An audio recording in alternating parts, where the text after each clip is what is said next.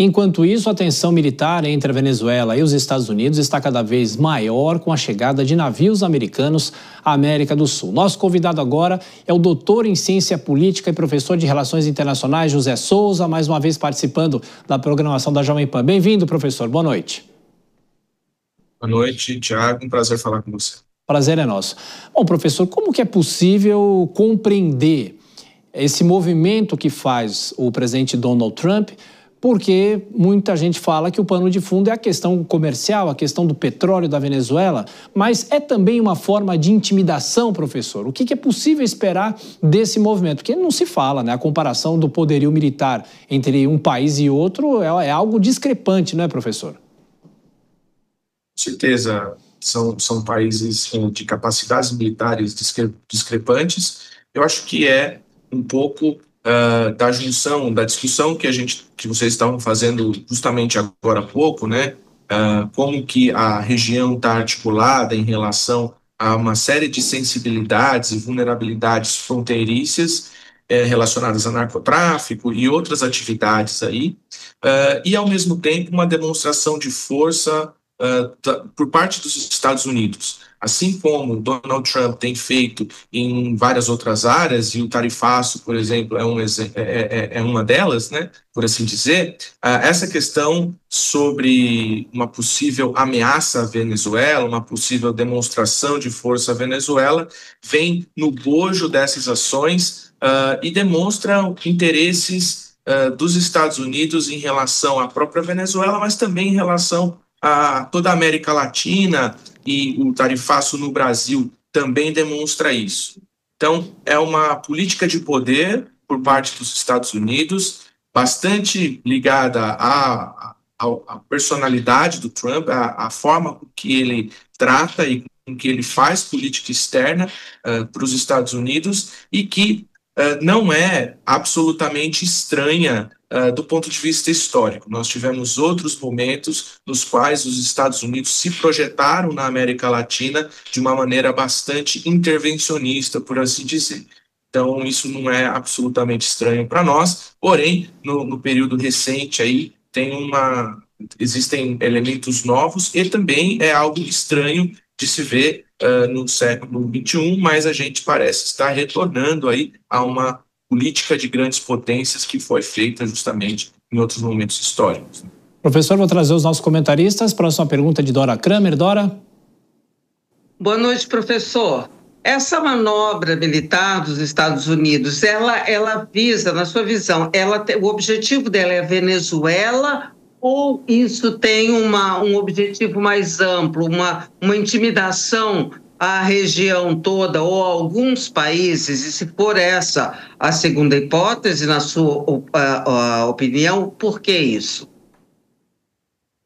Eu entendo que é uma questão regional, né? Então, a Venezuela está sendo aí o principal, o pivô dessa história, mas trata-se de uma questão regional de América Latina. E a gente retoma também outros momentos históricos nos quais o alinhamento da América Latina, ou de países, ou a maioria dos países, ou um conjunto de países latino-americanos, estava ou diretamente nos Estados Unidos, ou de uma forma pendular, ou de uma forma ora mais alinhado, ora menos alinhado, de acordo com os interesses desses países, né? O próprio Brasil teve momentos de política externa que obedecia bastante os interesses nacionais, ou os ditos interesses nacionais, mas que tinham bastante lastro na soberania brasileira, num pragmatismo responsável, por assim dizer, numa tentativa de conseguir satisfação dos interesses brasileiros, sabendo que estávamos lidando com uma potência militar, econômica, uma superioridade importante, né? Então, a forma do Donald Trump tratar a América Latina e alguns países importantes, sobretudo o Brasil, tem sido, no mínimo, né, para dizer o mínimo, polêmica. E não é uma exclusividade da América Latina, ele faz isso com outras regiões e outros países no mundo, mas, no meu entendimento, se trata de uma intimidação quase que geral, e a Venezuela está sendo apenas o pivô dessa história, com a desculpa, que pode ser verdadeira, que tem a ver com o narcotráfico, essas atividades ilícitas que supostamente a Venezuela, na visão dos Estados Unidos, na visão do governo americano, é a responsabilidade da Venezuela. Professora, pergunta agora de Cristiano Vilela. Vilela. Professor, boa noite. Professor, ainda explorando esse ponto que é muito interessante, muito importante, fazendo o comparativo com a atuação dos Estados Unidos em outros momentos históricos, me parece que em outras conjunturas havia um desenho mais claro da ordem global, da ordem mundial, e os Estados Unidos, de alguma forma, se utilizavam, inclusive, de outras estruturas militares, poderio militar, estruturas econômicas para atração de aliados e situações como essa.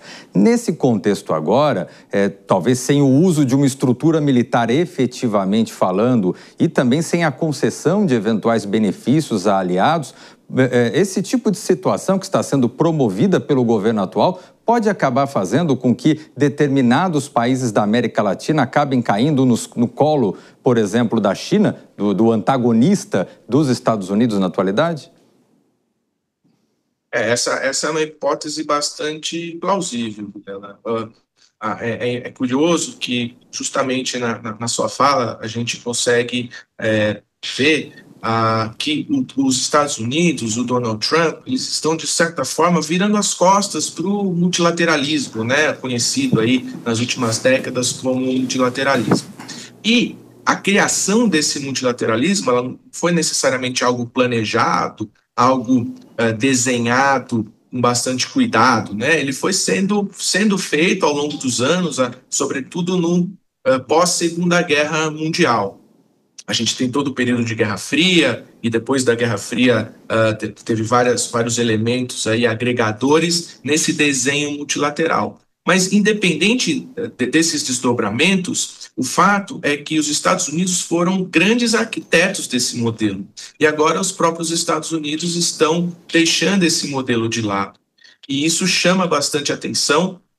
E a gente observa que os países os países da América Latina, de outras regiões do mundo, vão buscar alternativas à dependência ou à interdependência que eles têm em relação aos Estados Unidos.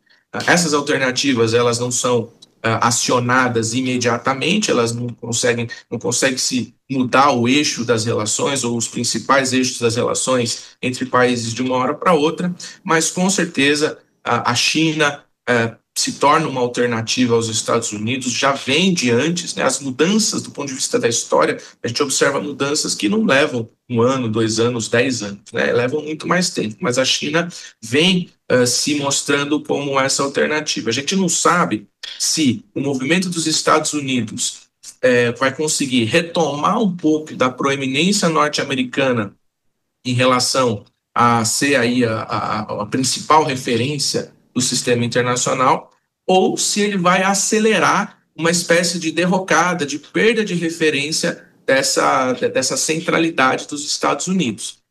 Então, um momento de incerteza e instabilidade, a gente consegue ver isso aí nos últimos dias e meses, obviamente, mas eu entendo que os países vão sim procurar outras alternativas. A China vai ser uma delas. No caso da América Latina, o que se fala aí até do ponto de vista dos projetos de integração regional ou dos processos de integração regional é que falta, e quase sempre faltou, uma articulação regional entre esses atores, né? Como a Dora estava dizendo, então se vai haver um combate ao crime organizado, ao narcotráfico ou assim por diante, a articulação regional é essencial para que isso se dê de fato. Mas os governos locais têm uma dificuldade muito grande e eu posso até dizer que o interesse de governos ou de grupos centrais dentro desses países muitas vezes não é fazer essa articulação, fazer essa integração para o enfrentamento dessas dificuldades. Professor José Souza, de Relações Internacionais, doutor em Ciência Política também, muito obrigado pela gentileza por atender a Jovem Pan. Bom fim de semana e volte sempre, professor. Muito obrigado, um ótimo final de semana a todos.